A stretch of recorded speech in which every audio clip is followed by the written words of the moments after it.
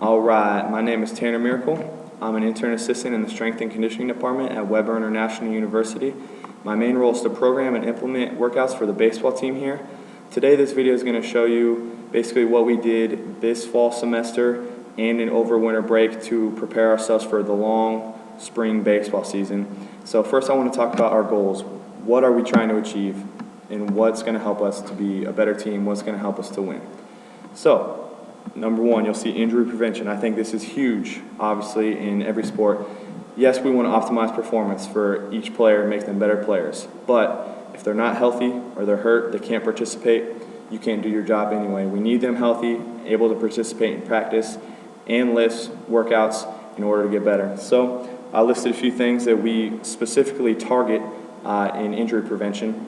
And there's a lot of stuff here. You're going to see pretty much everything in all of this on all of our goals, but I think it's important to remember what you're doing and why you're doing it as you program. So you'll see shoulder, hips, back, hamstrings, knees, ankles, almost everything there. Very important. Shoulder stability and mobility at the same time. We want to make it stronger, but also more mobile. We don't want to add strength and stability and then lose range of motion there. That would be very bad, obviously, for baseball players. Preventative maintenance. Enough said there. And correctional exercise for any movements that we see that are not ideal or could cause injury in the future. Core and rotational stability. Obviously huge in baseball. I mean, you're going to use your core, engage your core, especially in a rotating fashion. Pitchers and hitters are going to do this. So we focus on balance, weight transfer efficiency, control of muscular actions. I think it's huge in baseball to do all of those things. Strength and stability. We want to add strength and stability to all of our joints, especially the ones that we're using frequently over and over again. Pitchers, hitters, fielders, they're all doing the same motion time and time again, and we really want to work on not letting them fatigue, making sure that they're elastic and able to produce that same movement at high power, high velocity, high force, multiple times a game, multiple times a day. So you'll see all of this here. Shoulder. We really focus on the two joints, 2 out of 4, glenohumeral and the scapular-thoracic joint. I'll go over more of that later. Hips, got to be big in baseball. Strength and explosiveness, groin, hip adductors, adductors, neck, core and back, muscles surrounding the knee and ankle. Again, I'm listing dang near everything, but we focus on all of these things as well. And you probably do too if you program for a team. Just something to think about. Now, other aspects besides the physical part, discipline, being on time, listening, following directions, mental focus. Discipline, mental focus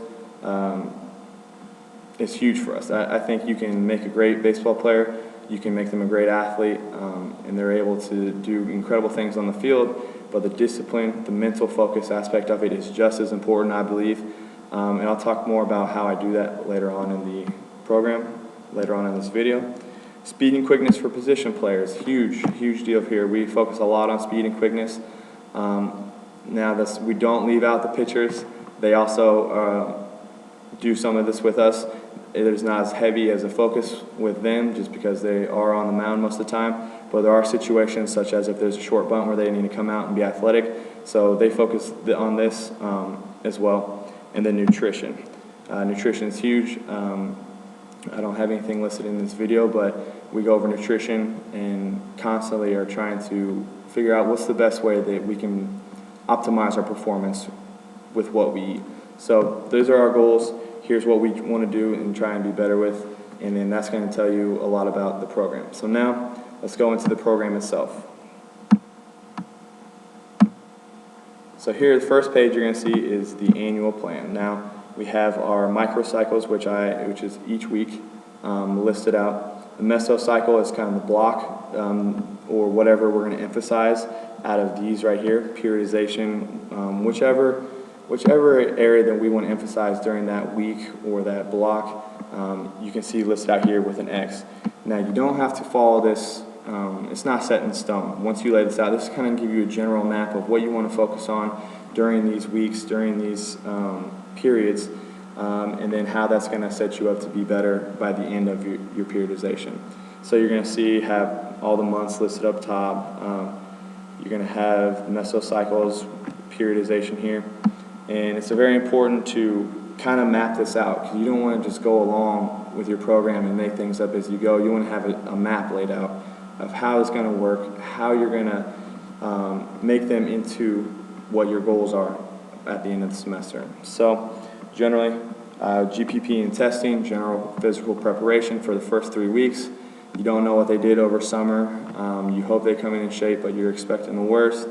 So GPP, and then you'll notice that each block has several different areas of emphasis, and that's perfectly okay. I would find it very hard to believe a program with blocks that only have one area of emphasis, which I think you need a couple, but you just have to make sure that if you're doing one area, it's not going to inhibit the other. Then we have speed, technique, and agility, building strength and power, and then we're going to retest on week 12 right before we go into the break. So I want to talk a little bit about the types of training that we're doing. You're going to see here we have mapped out the volume and intensity for each week, 4 through 12. I did not do weeks 1 through 3 because we were not using percentage-based testing, percentage-based lifts yet. You're going to see I have mapped out volume versus average intensity. Now what we want to see is a linear approach here. That's the type of programming I've done for the baseball team over 8 weeks. We're going to see a high volume and low intensity, and then that is going to eventually go back into a low volume, high intensity. That's what we're talking about in a linear fashion here. And in 1 minute, I'll show you what each week looks like and how I'm mapping where these numbers are coming from. But for now, you'll see high volume, low intensity, and eventually you're going to want those numbers to be working towards each other. This is nearly a perfect linear periodization. You're going to see that we had deload week in week 7. I still brought down the volume and intensity went up, which you would do for an average linear periodization or an average deload day. And then in week 11, you're going to see this weird thing. That's because I increased the volume and then dropped the average intensity. I'll talk more about that later, why I did that. We worked on speed strength this week and then strength speed this week. Those are the reasons for that. So you can see almost a classic linear approach here. I broke them down a little bit differently over here just so you can see. Again, a deload week, deload, and deload. And then week 12 we tested again, and I'll talk more about that. Next I want to do weekly weigh-ins and RPEs. So each week, every day they come in and lift. I have a Monday, Wednesday, Friday. I need to get their weight and their RPE. For the weights, you'll see colors, changes here. Red, they lost 3 or more pounds here. The red is not good because this is when we're heavy into conditioning, and we need to monitor their weight just to see them, make sure that they rehydrate and refuel themselves in the right way. So you'll see with the blue or with the yellow, that would be if they gain 3 or more pounds, and we don't want that as well because obviously average, if you're gaining weight while we're in high intensity practice and workouts, something's not right there. Greens, if you haven't lost any weight or gained 2 pounds, that's where we're at. And gray would be if you lost 2 pounds or to 0 pounds. So this automatically shows me who's not taking care of their bodies or if we need to address something. Now, I know there's going to be fluctuations in weight, but if you see a guy 3 weeks in a row who's lost 2 pounds between 2 days each, then you know something's up there and you need to address hydration and nutrition with them. The RPE scale, so it started off as I wanted to do upper and lower body RPEs, 1 out of 10, 1 being terrible, 10 being great. And it started off I was going to map and track out and see if there's a pattern we could find relating to the intensity of workouts and practice and conditioning. It ended up being more of I would average out and see how much each guy every day was feeling. And then from there, I would have to change or modify a workout if everybody was just terrible. So you have averages here of each day, each week.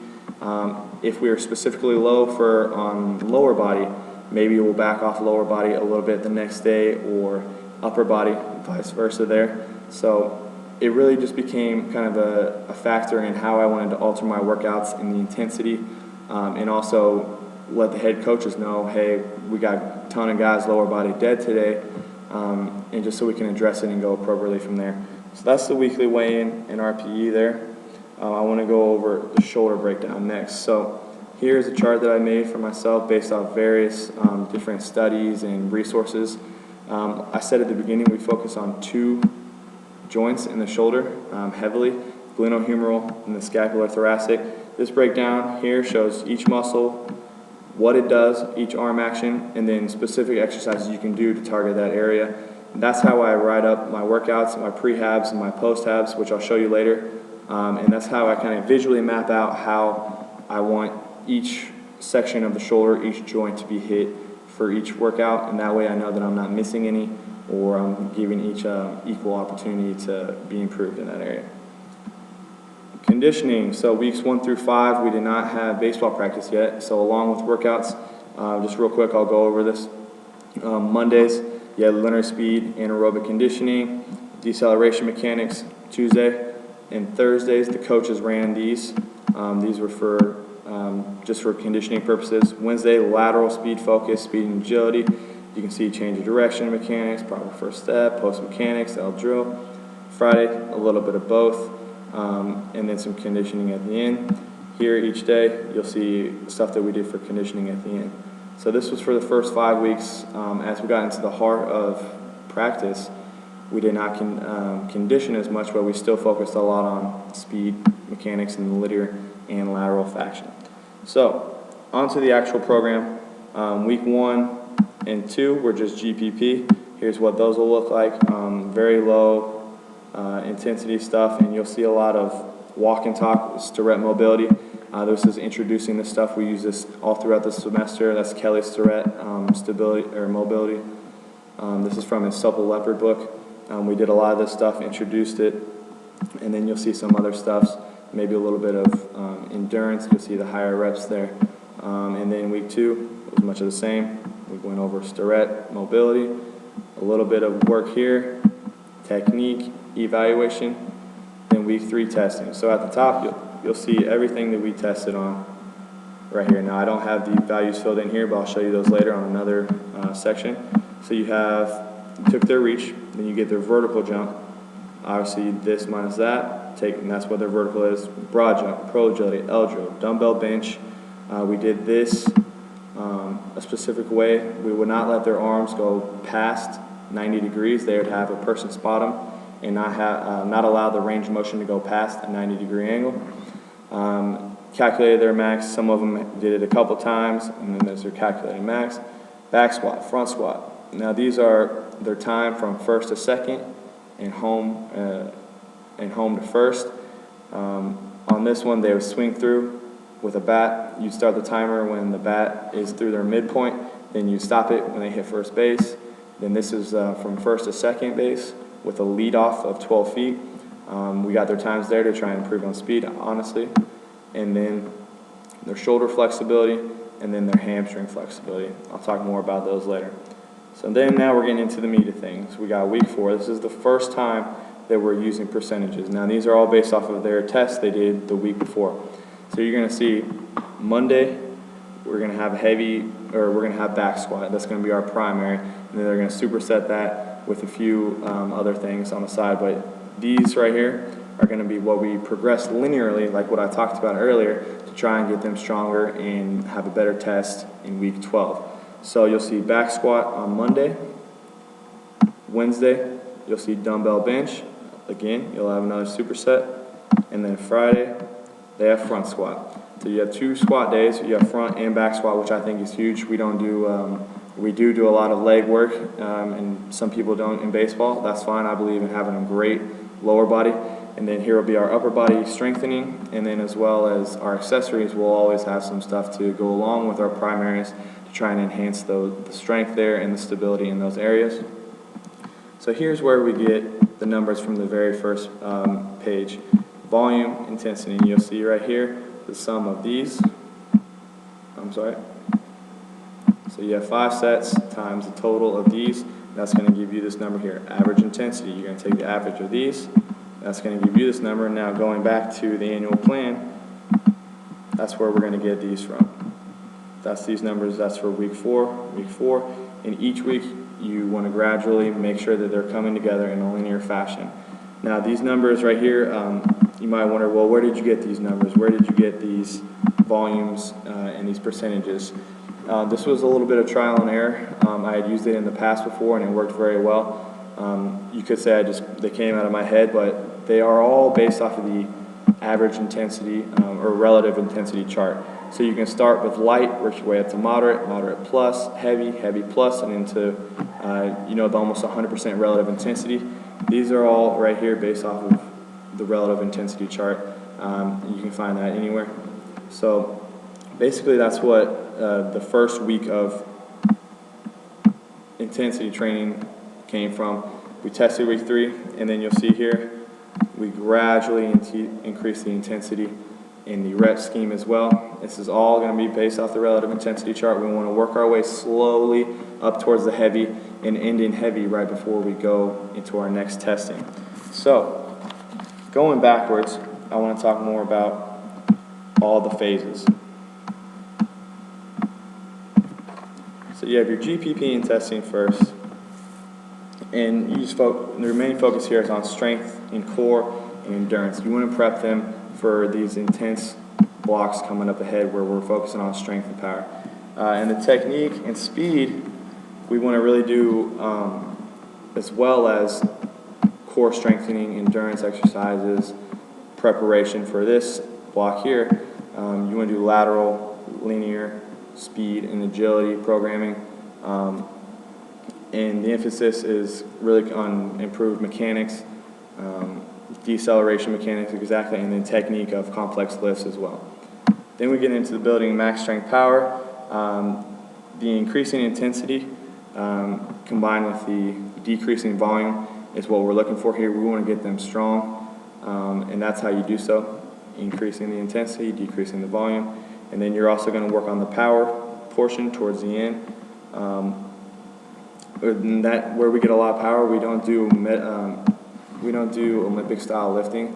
We'll do med ball work, plyos, and that's where we get a lot of base for our power. And we also work a lot on rotational power with med balls or bands and stuff like that. And then week 12, that's when we're going to retest. So when we see here, we want to see improvements from week 3 when we tested the first time. Now, did this all work? Do we know if they improved in all those areas? Did they become faster, stronger, more mobile? That's what I want to talk about next. So you're going to see our week 12 testing results. Now it's going to look a little confusing just at first look, but I'll explain it and make it a little bit easier. So you have the name of your player here. Then you're going to see what they did on back squat the week 3, what they did on back squat in week 12, and the difference there. If it's in green, they improved. Black, they either didn't test the first time or the last time. And then if it's red, that means they went down. As you'll see, there are not many reds. Time for me to brag a little bit, if you might. So average improvement as a team on back squat, 37 pounds. Average improvement as a team on dumbbell bench, 11 pounds. I'm very proud of these numbers. This one right here is their front squat, average here. And then you'll have their vert and broad. As a team, we improved 0.81 inches, which is still good. You look at that number and you think, oh, that's not very big, but if you have a positive improvement at all, I think that's good, especially in these areas. And then we actually averaged 4.2 inches improvement on the broad jump, which is huge. Measure of power there, very nice. Then next you're going to see our hamstring flexibility improved almost an inch. Beautiful there, as long as they don't go down, and a little bit of improvement is beautiful. They got faster on both the Pro Agility and L drill. They shaved 0.11 seconds off and 0.12 seconds off the Pro Agility and L drill. You might look at that and think, well, that's not much, but I mean, when you think about that number in itself, a tenth of a second is big. So these are good numbers here. Any kind of improvement is showing that they got faster, they worked hard, and you're going to see a lot of greens, not many reds again. And then here you're going to see their times from home to first to second. They improved on both of those, which is good. And then they also improved on shoulder flexibility as well.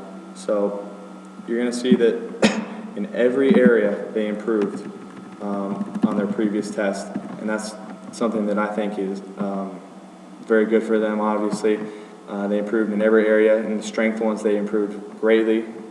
They did well on the power movements. They got faster and they got more mobile at the same time, which is some of our goals. So it's very exciting to see. And then that took us 2 more weeks.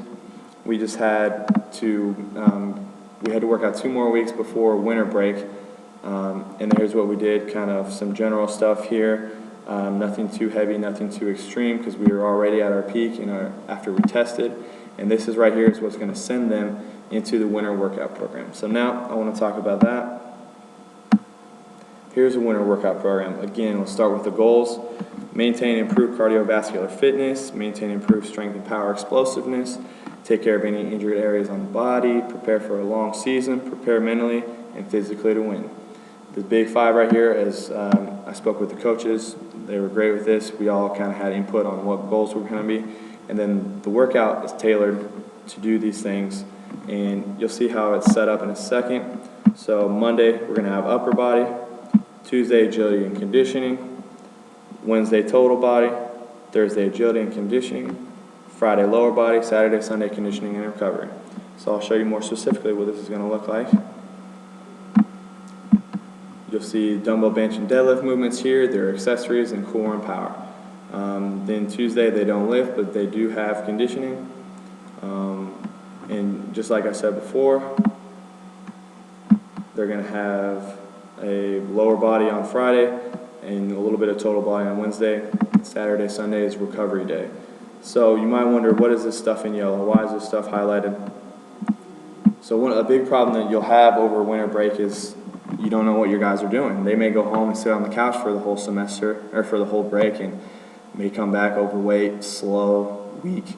So one thing that we've done, that I've done to kind of help monitor them is give them homework. So there's an app called Runkeeper, and they have to download this app and they must add me as a coach, as a friend on Runkeeper. Now every week you'll see stuff highlighted in yellow. That's going to be their homework. 3 times a week for 4 weeks, they must do a 2-mile run, 90-foot sprints, and 8 pulls under 36 seconds with a minute rest. Now what happens there is they get in their app, they press start, they run their 2-mile, they press end, and then me as their friend, I can automatically just look and it pops up and shows that they did their homework. We have a chart, and if they don't do their homework one day, they're punished when they get back. So this way, in the past, was successful for me because you can monitor if they did it or not, and if they don't, they get punished when they come back. Simple as that, and you can tell who did it and who didn't anyway. But this way is a good way to monitor. You know for a fact if they did or didn't do it. And this way they stay busy as well. And at least they're doing those 3 days a week and they come back in good cardio shape, which is huge. So failure to complete will result in severe punishment. They didn't like that, but obviously it's good for them. So they have these tests when they come back from break. 2-mile run for time. Their time must be better than any of their times over break. Poles, bows and arrows, triangles for time. And then a surprise strength test for the boys. I haven't decided which one I want to do yet, but that one's just to make sure that they're in there and lifting and they come back nice and strong. So here you have basically the setup, 4 weeks. Each week is similar. We always have a prehab and a post-hab, and a lot of this stuff is in regards with the shoulder. And then we also like to do some lower body soft tissue prehab, some TKEs, some ankle mobility, hips, stuff like that. And then this is the last 2 weeks of the program. So the idea is that the fall semester is for building strength and power, preventing injury also. And you want them, that's where you're going to get the biggest gains for the next semester, for the springtime. Over winter break, you want them to kind of maintain and keep their body loose and ready to go and in shape for the long spring season when they come back. So there's the programming for Weber International Baseball, fall and winter. I hope you enjoy.